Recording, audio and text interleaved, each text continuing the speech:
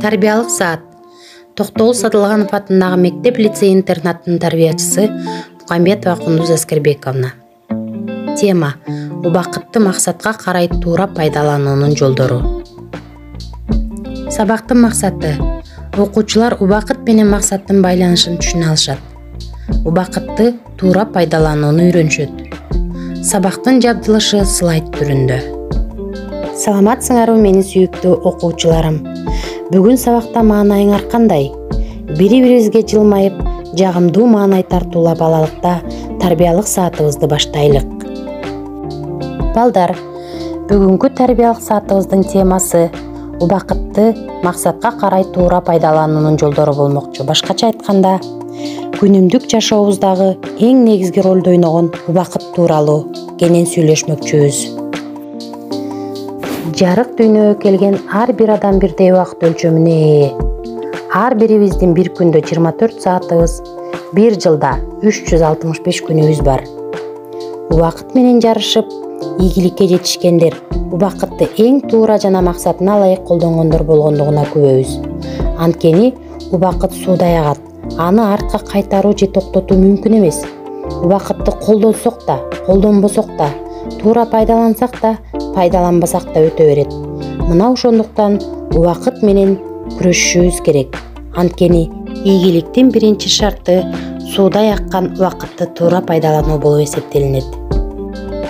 Бирок балдар, азыркы учурда силердей өспүрүм окуучулар замандын талабына ылайык көпчүлүк убактыларын интернет булактарында отуруп, пайдасыз нерселерди көрүү менен өткөрүшүүдө.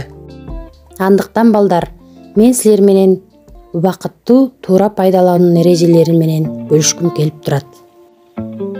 Убакытты көзөмөл кылуу бул жашоону көзөмөл кылуу менен барабар.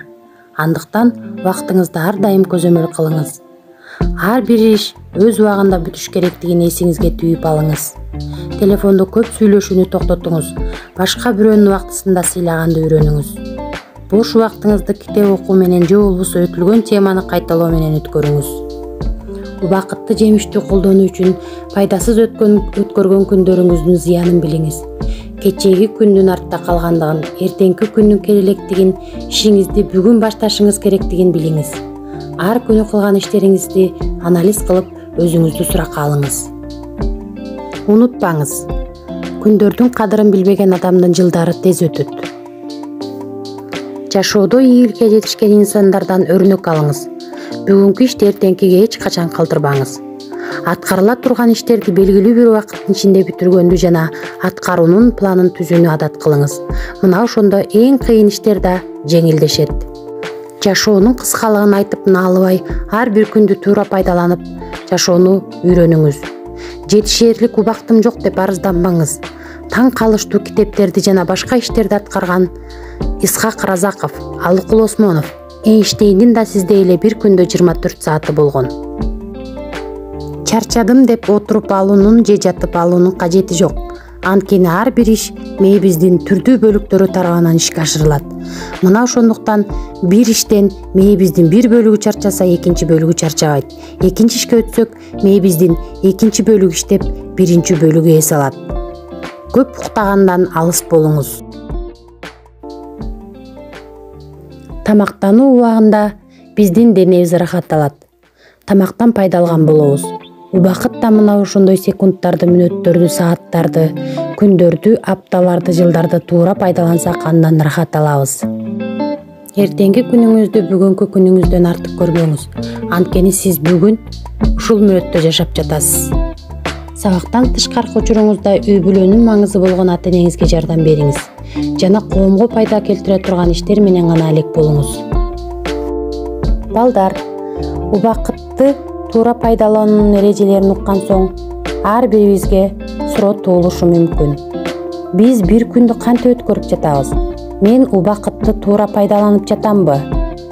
Ушул сыяктуу суроолорго жооп издеп көрөлү. Силер азыр окуучу болгондуктан планыңардын эң негизги бөлүгүнө мектептин расписаниясын коюуга болот. Анда планыбызды экиге бөлөлү. Мектепке чейин, мектептен кийин. Мектепке чейин албетте убакыт аз, бирок кээ бир нерселерди аткарууга болот. Мисалы, денени жана ден соолукту чыңдоочу көнүгүүлөр машыгуулар. Буларды аткарууга үлгүрүү үчүн өз убагында тууруу жана шайдоот кыймылдоо керек. Ал эми уйкудан кеч тургандар же эрте турса да илең салаң кыймылдагандар тамактанганга да үлгүрбөй калышат.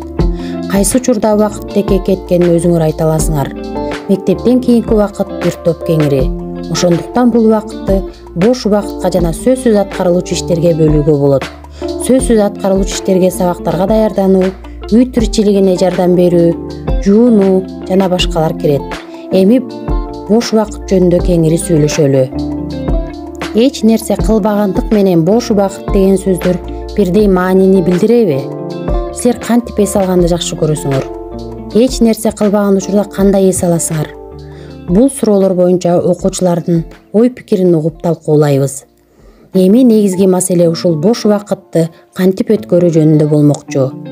Бош убакытты да экиге бөлүүгө болот. Эч нерсе кылбай эс алуу жана маданий эс алуу. Бош убакыт бул адамдын өз эрки менен, өз каалоосу менен, башка бирөөнүн буйругусуз өзүнүн эркин иш-аракетинен турат. Бул убакытта адам маданий иш-чаралар менен өткөрүп, өзүнүн акылынын өсүшүнө, денесинин чыңалышына аракет кылуусу керек. Китеп окуу, теле берүүдөн, интернеттен пайдалуу маалыматтарды алуу, акыл эсинин интеллектуалдык деңгээлинин өсүшүнө таасирин тийгизет.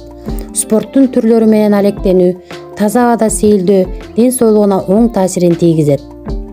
Ал эми убакытты текке кетирүү деген эмне?